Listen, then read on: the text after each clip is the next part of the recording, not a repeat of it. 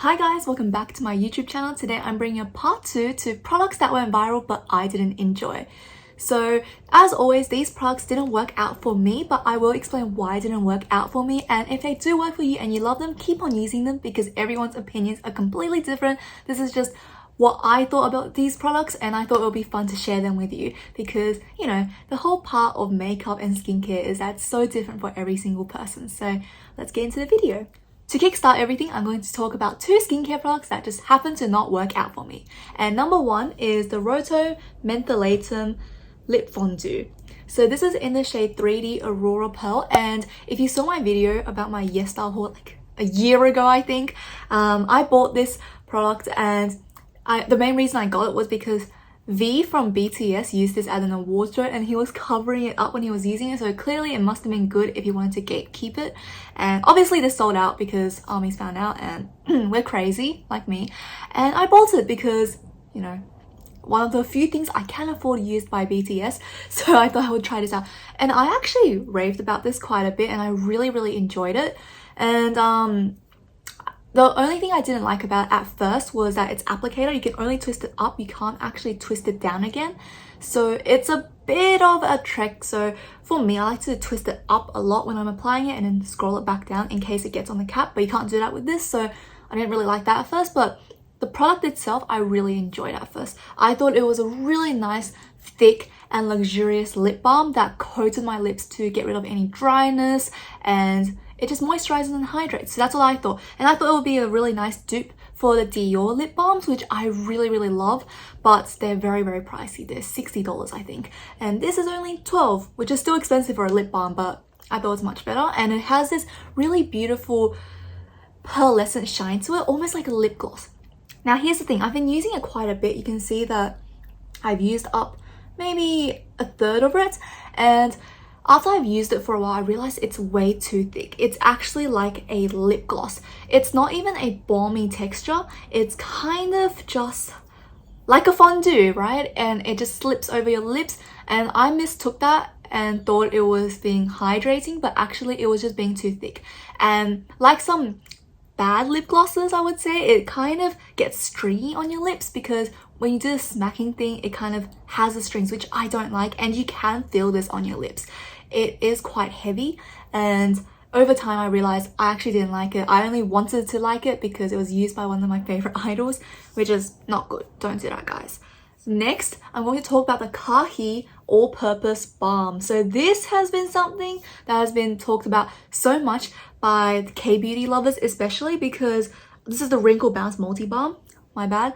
And I think this became famous because it was advertised on a K-drama, I think it was, and it was just sponsored a lot, so you could see this everywhere. I personally bought this because a YouTuber called Arang raved about it, and she said it got rid of her neck wrinkles, which when I watched the video I was like, what on earth are neck wrinkles? And I had a look and I was like, oh my gosh, I have neck wrinkles, a new insecurity unlock, right? And I bought it and I was like, you know what, it sounds great. I can put it for my wrinkles, it gets rid of it.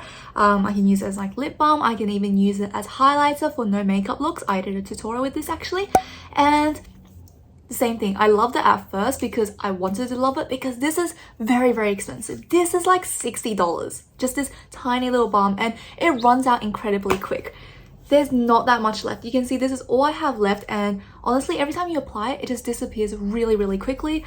And it has a slight fragrance to it, but it's like a normal, very comforting skincare scent. For me, the main issue is I didn't see the effects that were guaranteed by this, and I just thought it wasn't the most worth the price tag. I can just use my moisturizer for my neck, and this isn't the most hygienic now I think about, because once you put on the neck, you don't want to put on your lips or your cheeks, right? You kind of just either stick with your lips or just stick with the skin, right? A little bit, yeah, wishy-washy in that area. And it looks cute, it looks pretty, it's very portable, but don't think it does much, and there's not that much product in here. For $60, this is probably the most expensive skincare product I own and bought, so don't think it's the most worth it, and I don't like it. I do like their collagen mist though. That is very nice. You can find it on sale quite often, and I like that one. That one's very good, but this is not my favorite.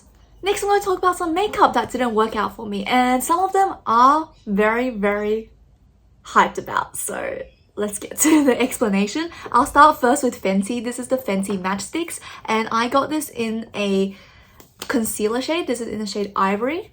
So this is what it looks like. It's actually very similar in size to Kahi Balm, but the main thing about this is it looks like I don't like Fenty a lot, but I actually do like Fenty as a brand. I like their highlighters, especially the Diamond Bomb. That's a beautiful highlighter. And I just like how they were the first brand to openly have so many shades in their foundation line to let people know that being inclusive is not that hard. So I really appreciate Fenty for that. But this product, it just didn't work out for me. And I think the main reason was I bought this on the hype because Rihanna made this brand and I was like, I need it. And Rihanna even said herself that she is oily skin type, and most of her products are designed to be on the drier side because it would fit her skin more. But as a combination leaning dry skin, this just didn't work out for me because it was very, very drying. And that was the main issue I had with it. Because it was drying, it tended to settle into fine lines and it didn't wear nicely throughout the day. It just kind of broke down, and because it was dry, it just felt uncomfortable on my face and it made everything look very cakey. So that was my issue with it. It was just too drying, and the shade is fine. I really like this shade. It's really great as a brightening concealer, and I even used it for brightening purposes for a long time, but I just realized I had better concealers in my collection that I could use instead. So next I want to talk about two mascaras. So I got two sample size mascaras from Lancome. These are the Monsieur Big and the Hypnose mascaras. These are very hyped about. I think they're best selling mascaras in their line, and they just didn't work out for me.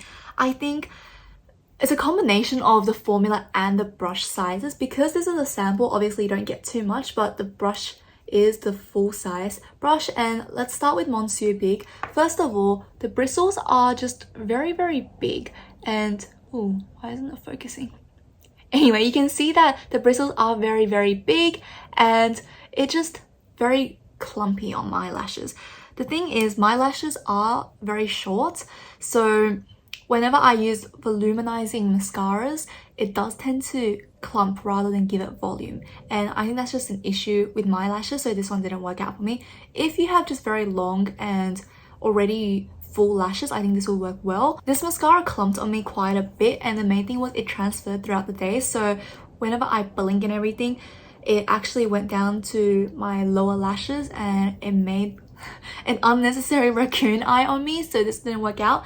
And Hypnose was a bit better. It was a bit better because the bristles are a lot finer and not as big, so it didn't do the clumping situation. But the main thing with this was it transferred, and I didn't see too big of a difference. This one didn't lengthen my lashes as much as I would have liked it to. It kind of just made it blacker, and that was it. It didn't do too much for my lashes. I would have liked more lengthening mascaras. So these two, don't think they're bad mascaras, they just didn't deliver the claims on my lashes and transferred quite a bit, so not a big fan of them. But Lancome, I love their fragrances. Their Tressoir Midnight Rose is my favorite fragrance of all time. I'm actually wearing it today, and I really like the Idol perfume and La Vie est Belle. Lancome is a great brand, but their mascaras just aren't for me. Next, I want to talk about something that I raved about and used a lot, and this is the Colourpop Pretty Fresh Hyaluronic Setting Spray. So you can see it's very well loved. I really like it.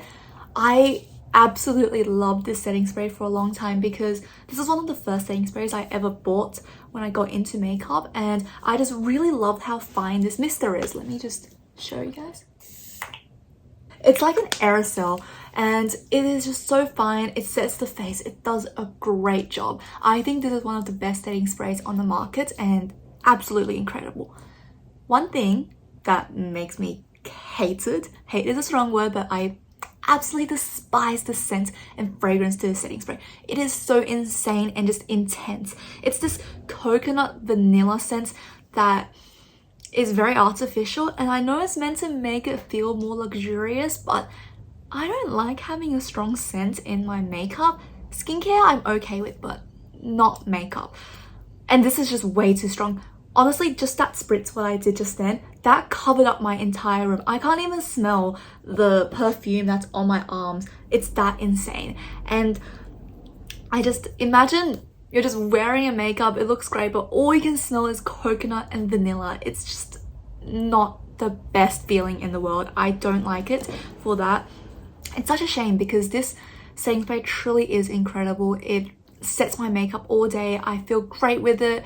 It has a great spritz, one of the best spritz bottles I've ever seen, but this scent is just too much for me. It makes me feel nauseous almost. It's that insane. That being said, if you do like coconut and vanilla, go for it. You can use this as a fragrance on your face, but yeah, not my favorite for that reason. Last but not least, I want to talk about the NARS Orgasm Blush. Yes, a cult favorite blush that everyone loves and one of the best blushes on the market. And I tend to not like it. Okay, here's the thing. I don't think it's a bad blush. I got this in a duo, so this is a blush and a highlighter, which I thought would be great because I get to try both and easier to use up. The highlighter is amazing and I really like the blush formula of Orgasm. It's leaning a little bit dry and a bit harder, but here it is. Okay, swatched makes it look so beautiful. It looks like this peachy golden pink. It's just really pretty and you can blend it out really easily and it gives a grey sheen onto your face. The truth is, this shade isn't the most universally flattering, and on my face it looks like it's Barbie pink.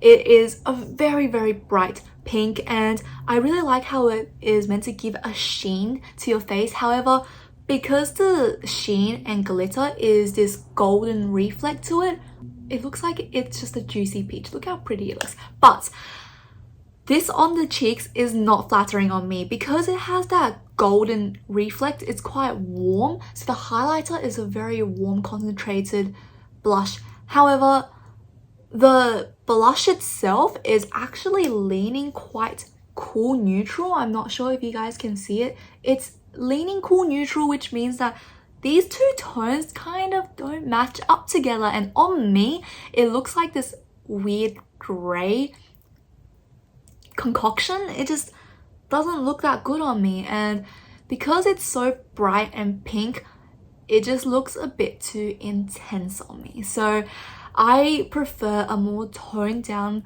blush that is with a little bit of beige in this. This is just full-on pink. The shimmer really is quite pretty. The more I look at the swatch on my arm, I'm like, why do I hate it? But it's more beautiful swatch than it is on my face, which I think is an issue. We can see the golden reflex. It's very pretty and shiny, but yeah. The formula, like I said, it's great. It's long lasting, it's long wearing, but it's just the shade itself. It's not that pretty. I mean, definitely go and swatch it in stores and try to get a sample or something to try it on first, because it might work really well on your cheeks and look really pretty. NARS, however, they just have a great formula and their eyeshadows are my favorite formula hands down ever. It's pigmented, it's beautiful, it's shimmery, it lasts all day. So keep on going, NARS, just make more shades. Okay guys, that is it for today's video. I hope you enjoyed it and found it entertaining and understand why I dislike these products and understand the logic behind my reasoning, and just in general see why products are so different on every single person and preferences really make a huge difference. So that's about it for today's video. I hope you enjoyed it. If you did, please give it a thumbs up or even subscribe to my channel. That would mean a lot, and let me know what type of video would you like to see in the future. So that's about it for today, and I'll see you guys next time. Bye.